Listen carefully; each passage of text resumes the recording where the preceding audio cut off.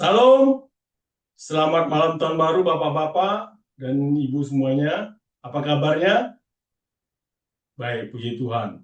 Terima kasih. Sebelum kita mendengarkan firman Tuhan, marilah kita berdoa. Ya Tuhan Bapa, kami akan mendengarkan firman-Mu Tuhan. Ajari kami Tuhan, supaya kami dapat mengerti dan memahami firman-Mu ini.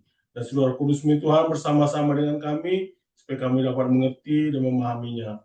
Terpujilah Engkau Tuhan, di dalam nama Anak-Mu, Kristus Yesus Tuhan kami. Amin.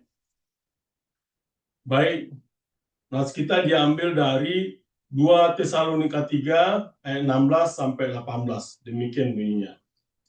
Kiranya Tuhan sendiri, sumber damai sejahtera, mengaruniakan damai sejahtera terus-menerus kepada kamu dalam segala hal. Tuhan menyertai kamu sekalian. Salam dari aku, Paulus. Salam ini kutulis dengan tanganku sendiri. Inilah tanda dalam setiap surat. Beginilah tulisanku. Anugerah Tuhan kita, Yesus Kristus, menyertai kamu sekalian. Demikianlah firman Tuhan, berbahagialah mendengarnya dan memeliharanya. Amin. Saudara-saudara yang terkasih dalam nama Tuhan Yesus, malam ini adalah malam terakhir di tahun 2025 ini. Coba Bapak-Bapak berdiam sejenak, coba dengarkan suara-suara malam ini, detik jam terus berdetak, tanda bahwa kita sedang menapaki langkah-langkah terakhir dari tahun 2025. Di luar, mungkin suara petasan mulai terdengar. Dunia sedang bersiap menyambut tahun baru dengan gegap gempita.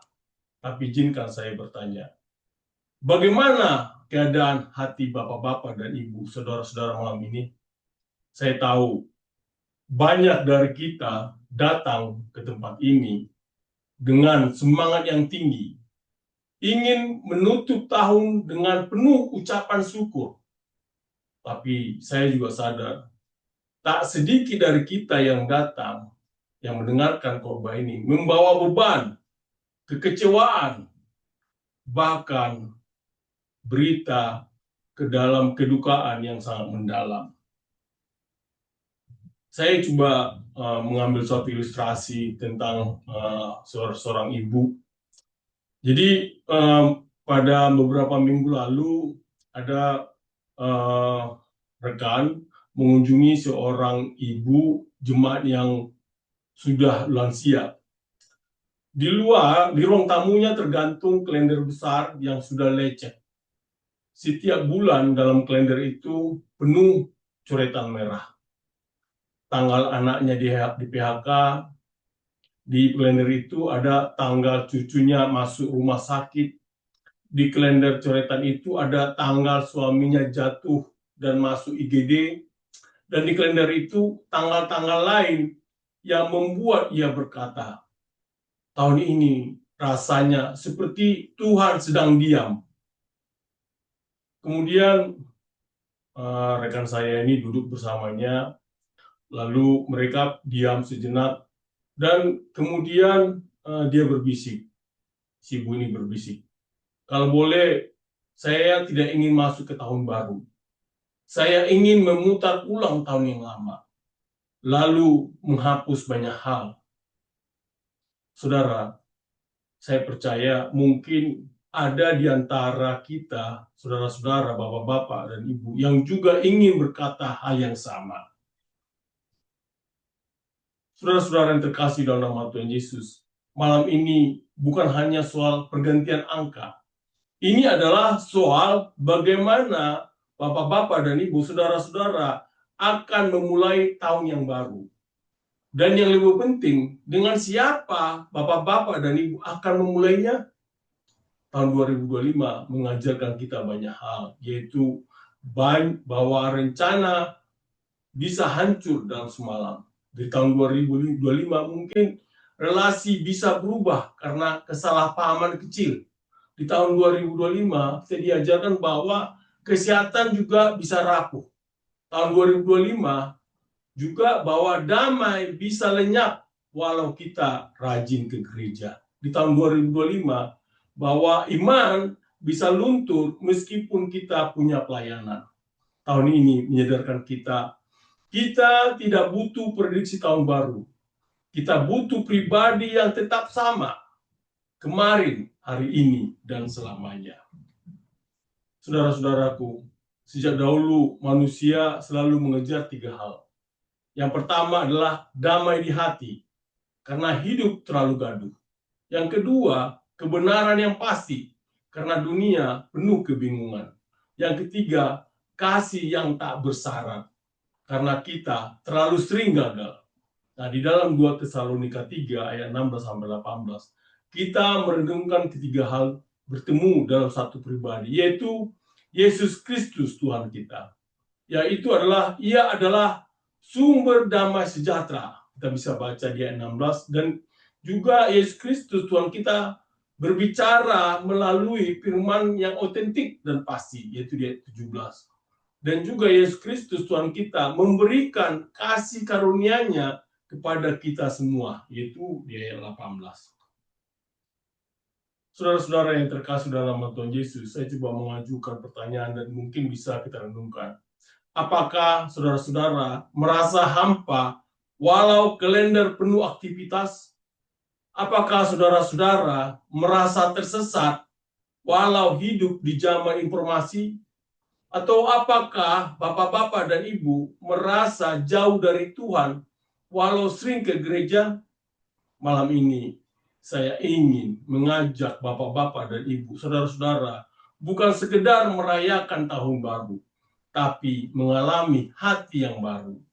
Karena tahun baru tanpa hati yang baru akan jadi ulangan yang menyakitkan. Tapi jika malam ini bapak-bapak dan ibu membuka hati kepada firman Tuhan, jika saudara-saudara juga mau mendengar suara Tuhan yang menguatkan dan menegur, maka saudara-saudara tidak akan keluar dari tempat ini sama seperti ketika bapak-bapak dan ibu membuka channel ini masuk dalam pemberitaan bapak dan ibu. Malam ini saudara-saudara, kita tidak datang ke pesta. Kita datang ke hadirat Tuhan yang berkata, katakan, aku memberi damai. Aku menunjukkan jalan yang benar. Aku tetap menyertai dengan kasih karunia. Mari kita membuka 2 Tesalonika 3 ayat 16-18 ini. Biarkan firman Tuhan menjawab pergumulan jiwa kita. Tuhan tidak menjanjikan tahun baru tanpa masalah, tapi Ia menjanjikan bahwa dalam segala hal kasih karunia-Nya akan menyertai kamu. Ya, kamu sekalian. Siapkah bapak-bapak dan ibu mendengar suaranya malam ini? Siapkah saudara-saudara membuka hati untuk menerima damai, menerima kebenaran, dan menerima kasih karunia dari Yesus Kristus? Mari kita mulai khotbah malam ini. Dan mari kita mulai tahun yang baru dengan hati yang diperbaharui. Saudara-saudara, di ayat 16 dikatakan, kiranya Tuhan sendiri sumber damai sejahtera, mengaruniakan damai sejahtera terus-menerus kepada kamu dalam segala hal. Tuhan menyertai kamu sekalian. Saya coba membuat ilustrasi demikian. Beberapa waktu lalu ada sebuah cerita tentang seorang pelaut tua yang sedang menghadapi badai besar di laut. Kapalnya hampir tenggelam. Tapi dia berkata kepada awaknya, selama jangkar kita tetap kuat di dasar laut, badai tidak bisa menyeret kita kemana-mana.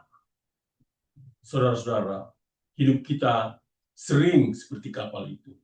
Tahun 2025 mungkin adalah badai besar, pekerjaan terguncang, relasi retak, pelayanan melelahkan. Tapi malam ini kita diingatkan, Yesus adalah jangkar jiwa kita. Ia adalah damai sejahtera yang tidak bergantung pada cuaca hidup. Di dalam bahasa Yunani, kata damai di sini adalah eirene. Bukan hanya tidak ada konflik, tapi keuntuhan, ketenangan rohani, dan artinya juga keselarasan batin. Nah, Yesus disebut sebagai Tuhan damai sejahtera. Ia bukan hanya membawa damai, ia adalah damai itu sendiri. Kita bisa baca di Efesus 2 ayat 14. Rasa kata-kata mengatakan senantiasa dan dalam segala hal. Hal ini menetapkan bahwa damai Kristus bukan musiman, bukan hanya di gereja, bukan hanya di Natal, tapi setiap waktu, termasuk saat ini, bingung dan kecewa. Saudara-saudara, mungkin damai bukan datang saat masalah selesai, tapi saat Yesus hadir di tengah masalah itu. Kita juga bisa lihat bahwa kita mencari damai di musik, kita mencari damai di media sosial, kita mencari damai di pelarian emosional, tapi hasilnya kosong. Damai sejati hanya datang dari hadirat Tuhan, bukan dari pencapaian atau orang lain. Damai sejahtera bukan kondisi luar, tapi adalah kesesuaian hati untuk bersandar pada Kristus yang tidak tergoyahkan. Saudara-saudara yang terkasih dalam Tuhan Yesus, di ayat 17 dikatakan, salam dari aku, Paulus. Salam itu kutulis dengan tanganku sendiri. Inilah tanda dalam setiap surat. Beginilah tulisanku. Saya coba mengilustrasikan demikian. Bayangkan saudara-saudara menerima surat dari pemerintah yang menyatakan bahwa saudara-saudara akan mendapat bantuan besar. Tentu saudara-saudara gembira. Tapi kemudian bapak-bapak dan ibu atau saudara-saudara tahu surat itu palsu. Apa yang saudara-saudara rasakan? Tentu saudara-saudara bingung, bisa marah, atau kehilangan kepercayaan. Itulah yang terjadi di jemaat Tesalonika. Mereka menerima surat palsu yang katanya dari Paulus, menyatakan bahwa hari Tuhan sudah datang. Jemaat tentu panik. Karena itu Paulus menulis surat ini di dalam pakai tulisan tangannya sendiri. Artinya bahwa dikatakan tandaku sendiri. Dalam budaya kuno ini adalah tanda keaslian. Seperti tanda tangan resmi zaman sekarang. Paulus bukan sekedar menandatangani, tapi menegaskan otoritas kerasulannya bahwa ajaran ini berasal dari Kristus sendiri. Apa yang kita bisa pelajari di sini bahwa di dunia sekarang, saudara-saudara, banyak suara seperti media, motivator, bahkan mimbar gereja yang tidak semuanya sesuai kebenaran firman. Bagaimana kita tahu mana yang benar? Kembalilah kepada firman. Tunduk pada Alkitab. Lalu apa yang kita bisa lakukan? Kita bisa merefleksikan bagaimana apakah hidup saudara-saudara diarahkan oleh firman atau tren? Apakah keputusan saudara-saudara tahun ini dilandasi oleh kebenaran Tuhan atau emosi pribadi? Nah, kita tidak akan pernah memiliki tahun baru jika kita tidak membangun hidup di atas kebenaran yang kekal. Saudara-saudara, kalau kita baca di ayat 18, anugerah Tuhan kita, Yesus Kristus, menyertai kamu sekalian. Saya coba mengilustrasikan demikian. Ada suatu cerita tentang kisah klasik tentang anak yang meninggalkan rumah. Yaitu juga dia mengamburkan harta dan akhirnya tidur bersama babi. Mungkin bapak-bapak dan ibu tahu ceritanya. Tapi ketika dia kembali ke rumah, ayahnya tidak menolaknya, tapi berlari dan memeluknya. Begitulah kasih karunia. Bukan menunggu kita sempurna, tapi menyambut kita dalam kehancuran. Dalam bahasa Yunani dikatakan charis. Bukan hanya pemberian, tapi kasih yang aktif. Kuasa yang menyelamatkan dan memulihkan. Di sini kita tahu bahwa Paulus tidak berkata kasih yang bisa dibagi yang baik-baik saja, tapi ia berkata menyertai kamu sekalian, termasuk mereka yang ditegur karena mereka masuk dan sempat tersesat. Saudara-saudara, apa yang kita bisa lihat di sini bahwa kita bisa bertanya, apakah saudara-saudara merasa terlalu gagal untuk didekati Tuhan? Atau apakah saudara-saudara merasa sudah terlalu jauh? Nah, malam ini kasih karunia menyertai saudara-saudara. Tuhan tidak memalingkan wajah dari orang yang remuk hati. Artinya, saudara-saudara, bahwa kasih karunia bukan hanya tiket masuk ke surga. Itu adalah kekuatan untuk hidup dalam pertobatan setiap hari. Kasih karunia menyertai kamu di rumah. Kasih karunia menyertai kamu di kantor. Kasih karunia menyertai kamu di pelayanan, bahkan dalam masa sulit. Jika saudara-saudara belum menyerahkan diri pada kasih karunia Tuhan, tahun barumu tidak akan berubah. Tapi apabila saudara-saudara menyerahkan hati saudara-saudara malam ini, hidup saudara-saudara akan diperbarui. Saudara-saudara yang dikasihi Tuhan, malam ini kita telah sampai di ujung perjalanan. Tapi seperti banyak orang bijak berkata, setiap akhir adalah permulaan yang menyamar. Bayangkan, seseorang berdiri di depan jembatan besar, di belakangnya adalah tanah lama yang retak dan penuh luka.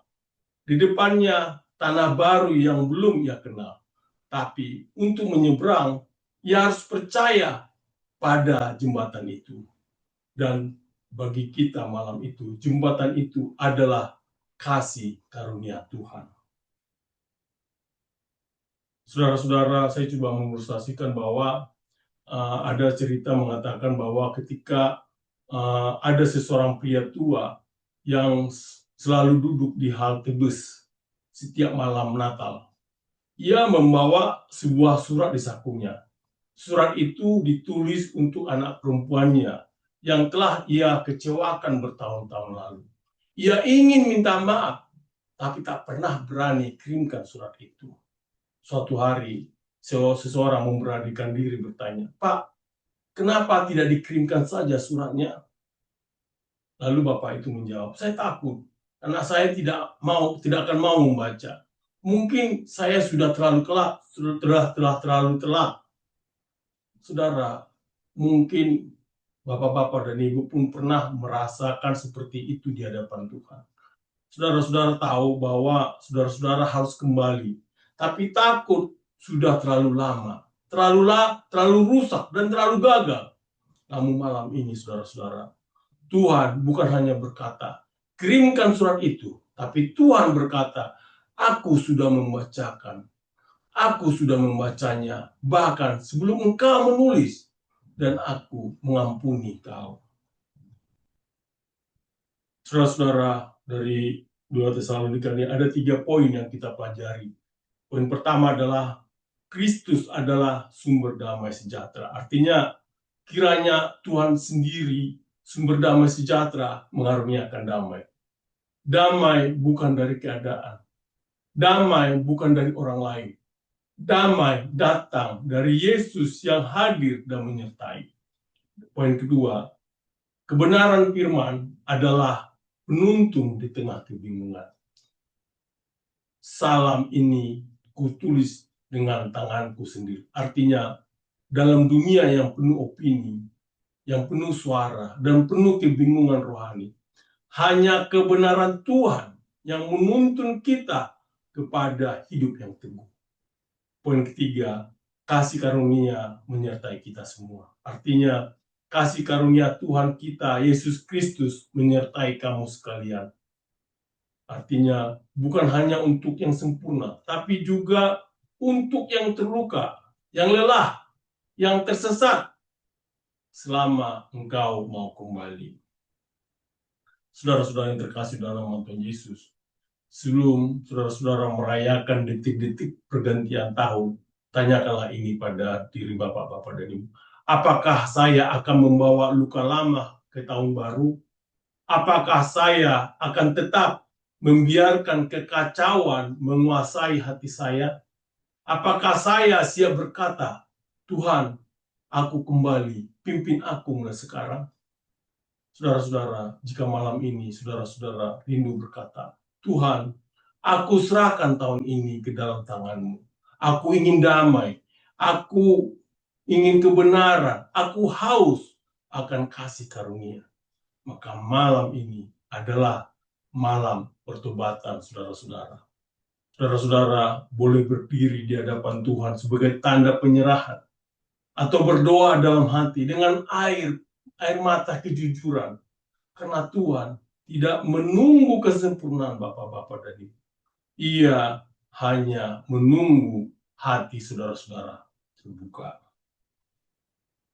Saudara-saudara, apabila saudara-saudara berdoa, katakanlah demikian, berdoalah demikian. Tuhan Yesus, aku sudah lelah mencoba dengan kekuatanku sendiri. Tahun ini membuktikan bahwa aku tidak bisa mengendalikan hidupku. Tapi malam ini, aku menyerah dalam pelukan kasih karunia-Mu. Ambillah hatiku, perbaharui hidupku, dan sertai aku mulai malam ini hingga selama-lamanya.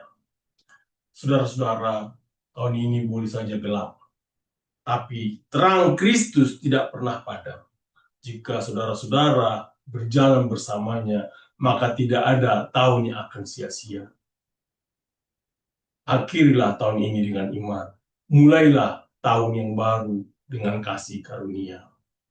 Yesus adalah damai di tengah kekacauan saudara-saudara. Yesus adalah kebenaran di tengah kebingungan saudara-saudara.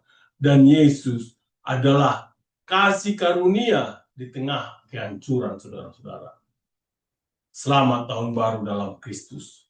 Mari melangkah bersama Tuhan dengan hati yang baru, pengharapan yang baru, dan kasih yang tak pernah berubah. Amin. Mari kita berdoa. Ya Tuhan Bapa, terima kasih Tuhan. Kami telah mendengarkan firman-Mu Tuhan. Ajari kami Tuhan, supaya kami dapat memahami firman-Mu ini Tuhan. Ajari kami dalam menapaki tahun-tahun ke depan ini Tuhan. Kami bimbing kami dalam tahun 2026 ini Tuhan, supaya selalu bersama-sama dengan Engkau dan selalu mengandalkan Engkau dalam kehidupan kami. Terpujilah Engkau Tuhan, di dalam nama Anakmu, Kristus Yesus Tuhan kami. Amin.